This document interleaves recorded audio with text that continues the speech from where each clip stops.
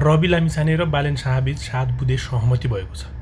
उनीहरूले दुईटैले सिग्नेचर गरेर 7 बुँदामा सहमति गरेका हुन् र अब रवि पक्ष र राष्ट्रिय स्वतन्त्र पार्टी पक्षधरहरू अर्थात् समर्थकहरू एकदमै खुसी भएका होलान्, किनकि उनीहरूको चाहना पनि यी दुईजना मिलेर अगाडि बढ्नुपर्छ भन्नेमा थियो।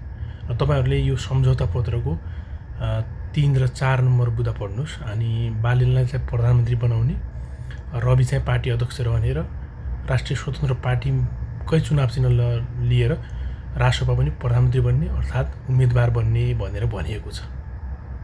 अब यी दुईटाको सहमतिले नेपाली राजनीतिमा कस्तो तरङ्ग ल्याउँछ त्यो भने हेर्न बाँकी छ र यिनीहरूले आगामी चुनावमा कतिको सफलता हासिल गर्छन् भन्ने कुरा पनि हेर्न बाँकी छ।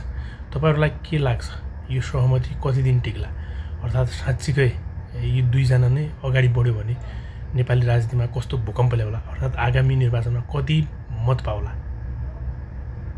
कमेन्ट गर्नु होला।